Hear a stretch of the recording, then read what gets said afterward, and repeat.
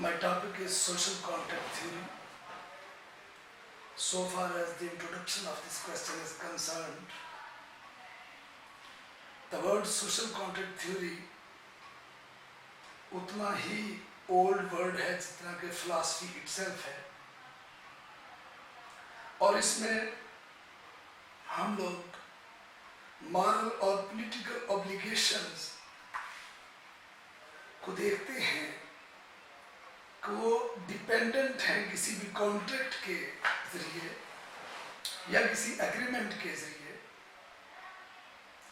ताकि उन एग्रीमेंट के जरिए एक सोसाइटी फॉर्म की जाए जिसमें लोग रहते हों। और इसी तरह से सोक्रेट्स ने सोशल कॉन्ट्रैक्ट आर्गुमेंट को एक्सप्लेन करते हुए क्रीटो से यही बात कही थी कि why he must remain in prison and accept the death penalty। जहां तक इस टर्म को इंटरप्रेट करने का ताल्लुक है, तो ब्लैक्स लॉ डिक्शनरी में इसको इम्प्लाइड या एक्सप्रेस एग्रीमेंट का नाम दिया गया है, और ये भी कहा गया है कि ये सिटीजन और गवर्नमेंट के दरमियान रिलेशनशिप का नाम है, जिसमें जो सिटीजन है वो इस बात पर अग्री करता है कि वो अपनी कुछ फ्रीडम्स को सरेंडर करेगा, लेकिन उसके बदले में उसको म्यूचुअल प्रोटेक्शन दी जाएगी, तहफ़्फ़ुज़ दिया जाएगा। और यही किसी पॉलिटिकल सोसाइटी की जो फाउंडेशन है डिमांड करती है। इसी तरह से कई और डेफिनेशन इसकी की गई हैं, जिनमें मैरियम वेबस्टर डिक्शनरी है, इसमें इसको एक्चुअल या हाइपोथेटिकल एग्रीमेंट करार दिया गया है, और ये कहा गया है कि किसी ऑर्गेनाइज्ड सोसाइटी के जो मेंबरान हैं उनके दरमियान जो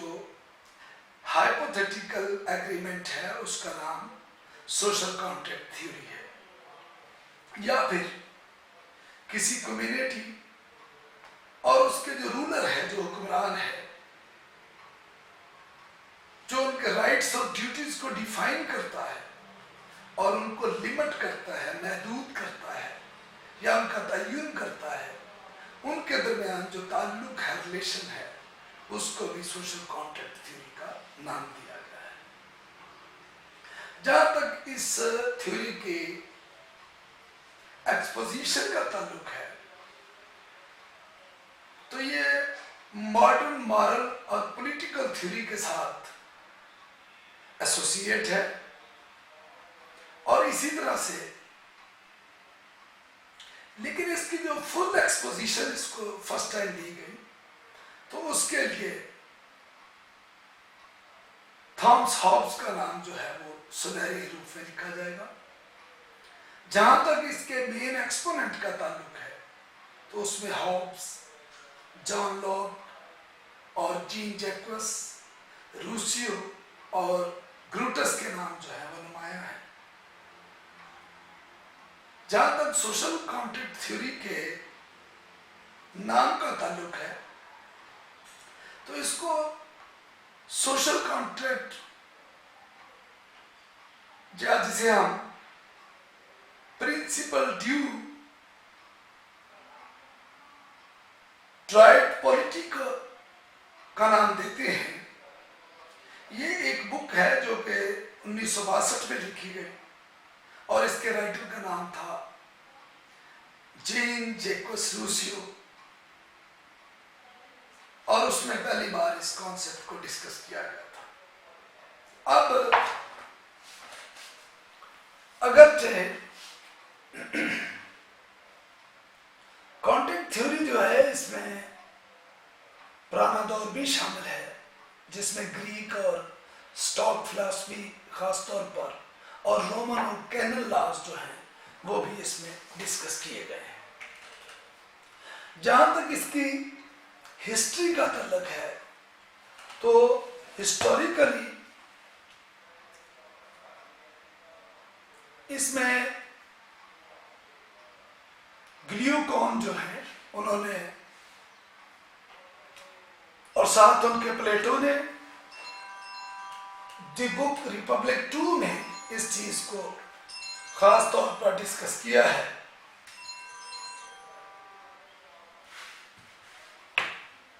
और इसमें इन चीजों को इस तरह से डिस्कस किया गया है, वो ये कहते हैं कि जहां तक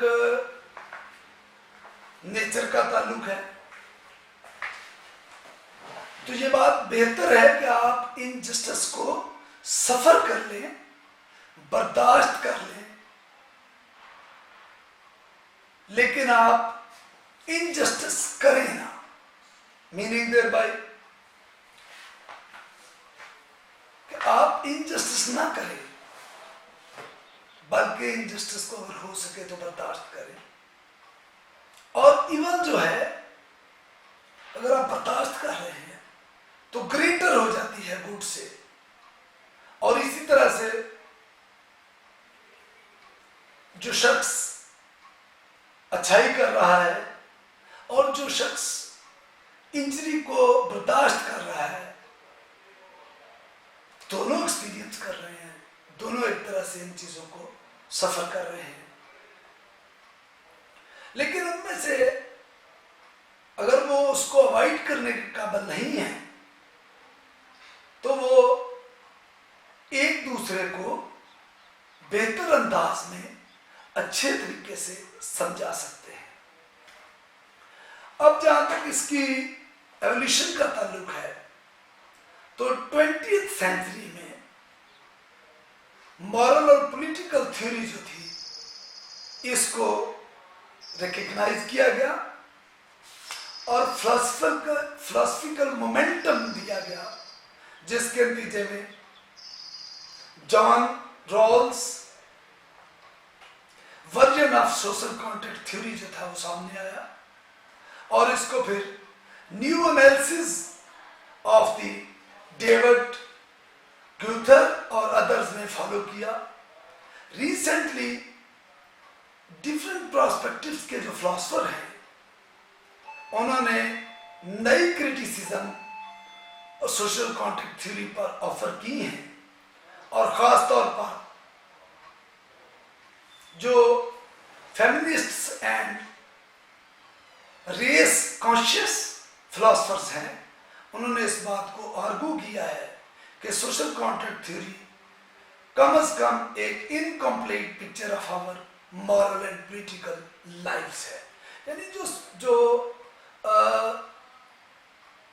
मॉडर्न फिलोसफर हैं उन्होंने इसको इनकम्प्लीट मॉरल और पॉलिटिकल पिक्चर करार दिया है। इसके अलावा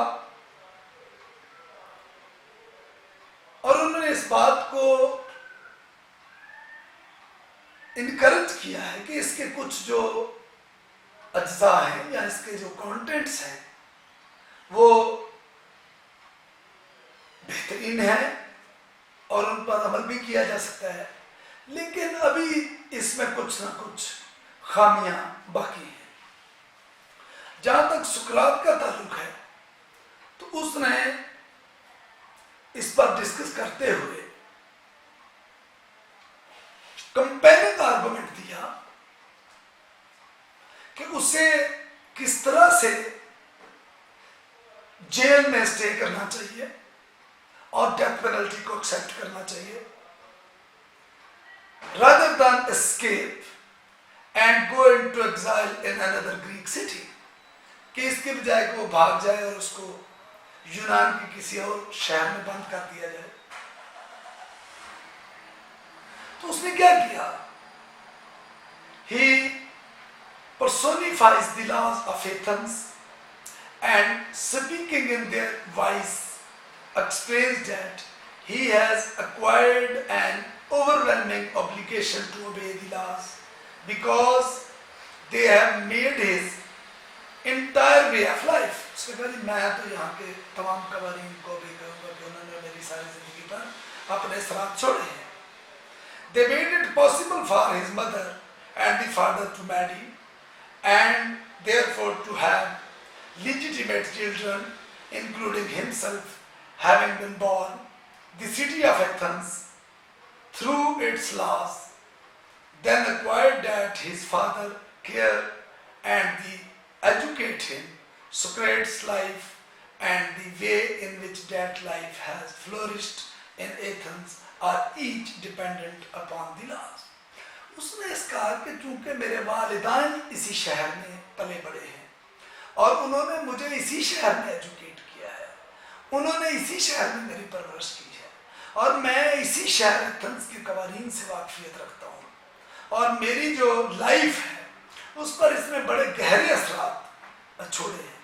और उसके बाद मोर इम्पोर्टेंटली उसके जो रिलेशनशिप थे between the citizens and the laws of the city are not coerced citizens. Once they have grown up and have seen how the city conducts itself, can choose whether to leave, taking their property with them or stay. फिर उसने ये argument दिया कि अब मैं जाते हुए क्या अपनी प्रॉपर्टी साथ ले जाऊं या मैं यहीं पर स्टे करूं। तो फिर साथ उसने ये कहा कि staying implies an agreement to abide by the laws and accept the punishment that they made out, and having made an agreement that is itself just, Socrates asserts that he must keep to his agreement and he has made and obey the laws, in this case by staying and accepting the death penalty. उसने कहा कि वो हर हाल में यहीं पर stay करेगा और मेरा एक एग्रीमेंट हो गया है जो मुझे पाबंद करता है कवानीन को मानने के जिस शहर में मैं रह रहा हूँ। और उसी तरह ये जो अगर लॉज हैं इस शहर के तो उसके लिए जो पनिशमेंट इम्पोज की गई है उन्हें भी मैं मानने का पाबंद हूँ। तो इसी तरह से उसने असर्ट किया कि ये मेरा वायदा है और मैं किसी सूरत इस शहर को नहीं छोड़ूंगा और इस शहर के लॉ को ओबे करते हुए यहाँ पर स्टे करते हुए मैं डेथ पेनल्टी को एक्सेप्ट करना पसंद करूँगा। फिर सोक्रेट्स ने जब इस कॉन्ट्रैक्ट को डिस्क्राइब किया तो उसने इसको एक इम्प्लिसिट वन करार दिया और उसने करार दिया कि stay in Athens even though he is free to leave. कहता है कि मुझे कोई नहीं रोक रहा, मैं आज़ाद हूँ कि मैं इस शहर को छोड़ दूँ, लेकिन इसके बावजूद मैं इसी शहर में रहना पसंद करूँगा। जहाँ तक ग्लूकॉन के व्यूज़ का ताल्लुक है तो ग्लूकॉन ने कहा कि he says is the conventional result of the laws and convents that man make in order to avoid these extremes. उसने कहा जहाँ तक कन्वेंशनल अगर रवायती तौर पर देखें तो आम तौर पर लोग लॉज को अवॉइड करते हैं और वो एक्सट्रीम हद तक नहीं जाते। इसी तरह से Socrates reject this view and most of the rest of the dialogue centers on showing that justice is worth having for the own sake and that the just man is the happy man. So from Socrates' point of view, justice has a value that generally exceeds the prudential value of the Glucon assigns to it. लेकिन इसके मुकाबले में सोक्रेट ने इस view को reject किया और उसने कहा जी कि जो डायलॉग है जो शो कर रहा है जस्टिस को वही एक बेहतरीन डायलॉग है और उससे वो किसी सूरत बचना नहीं चाहता और उसी पर अमल करना चाहता। जहाँ तक इस थ्योरी की कैरेक्टरिस्टिक्स बहुत ज़्यादा हैं तो उसमें ये फ्री और इंडिपेंडेंट इंडिविजुअल का जहाँ तक ताल्लुक है ये थ्योरी सिर्फ एक खास टेरिटरी या स्टेट या कंट्री के लिए होनी चाहिए जो कि फ्री और इंडिपेंडेंट हो और अपनी आज़ाद राय रखता हो। पीस और सिक्योरिटी जहाँ तक लोग मुख्तलिफ टेरिटरी में या स्टेट में रहते हैं तो नेचर में वो फील करते हैं कि उनके लिए ज़रूरी है कि उनको पीस और सिक्योरिटी दी जाए, वो किसी भी किस्म के ख़तरे से बाहर हो, थ्रेट से बाहर हो, और उनकी प्रॉपर्टीज को कोई थ्रेट नहीं होनी चाहिए। तो जनरल एग्रीमेंट भी इससे एक सामने आया कि अगर कोई कम्युनिटी है तो उनके दरमियान एक जनरल एग्रीमेंट भी हो सकता है। और सबसे बड़ी बात, the people are to obey the government for the protection of their natural rights. लोगों को अपने नेचुरल राइट्स को प्रोटेक्ट करने के लिए जरूरी है कि वो गवर्नमेंट के साथ तामुन करें, गवर्नमेंट को ओबे करें। अब जहाँ तक मॉडर्न सोशल कॉन्ट्रैक्ट थ्योरी का ताल्लुक है तो थॉमस हॉब्स ने इसके बारे में 1588 से 1679 तक जो वो जिंदा रहा, तो उसने most crucial period of early modern England history देखी है और इंग्लैंड सिविल वॉर देखी है और वेज्ड जो कि 1942 से 1948 तक रही।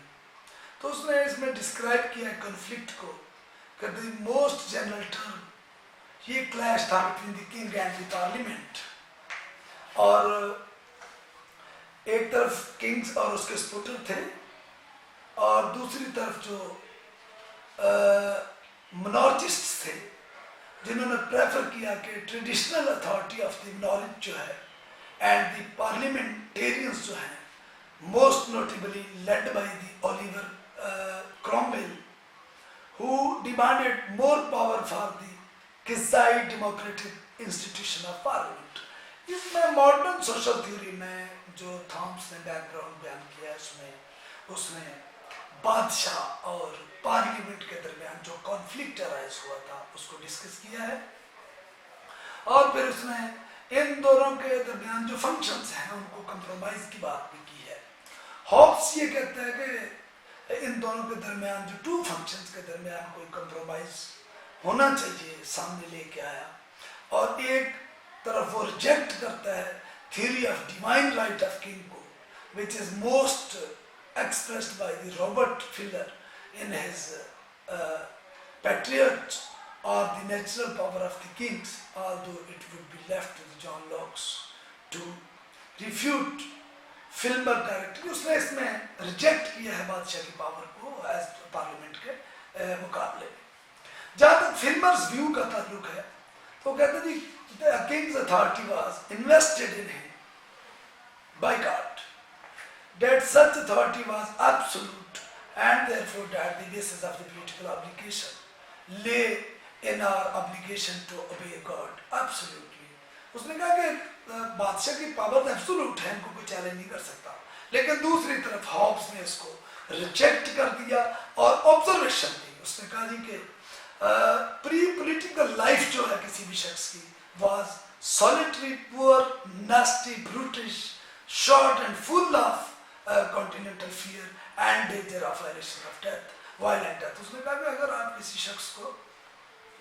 आज़ादी नहीं देंगे और वो सिर्फ एक ही बादशाह के ज़ेरे साया रहेगा तो उसको ये चीज़ें जो है उसकी ज़िंदगी जो है वो पुअर और सैलेटरी और नास्टी और ब्रिटिश इस तरह की रहेगी। उसके बाद जनाब जॉन लॉक ने 1632 से लेकर 704 तक मोर कॉम्प्लेक्स जब सोसाइटी होती चली गई तो जो सेटलमेंट थी उसकी कमी की वजह से, उसमें इनडिफरेंट जजेस की वजह से और powers to back and support of sense and others such factors necessitated the renunciation of the state and making the agreement by the munitive man। उसने ये करार दिया कि अब इस पर नए सिरे से बात होनी चाहिए और इसको दोबारा सेटलमेंट होनी चाहिए। जहाँ तक जीन जैक्वेस रूसियो का ताल्लुक है तो उसने ये फील किया कि स्टेट ऑफ नेचर जो है was one of the postural happiness but it's uninterrupted maintenance necessitated the social contract। उन्होंने कहा कि स्टेट में बार बार जो मुदाखलत कर देती है उसने सोशल कॉन्ट्रैक्ट को सामने लाने में बड़ी मदद की है। और इस तरह से कांट ने ऑब्जर्व किया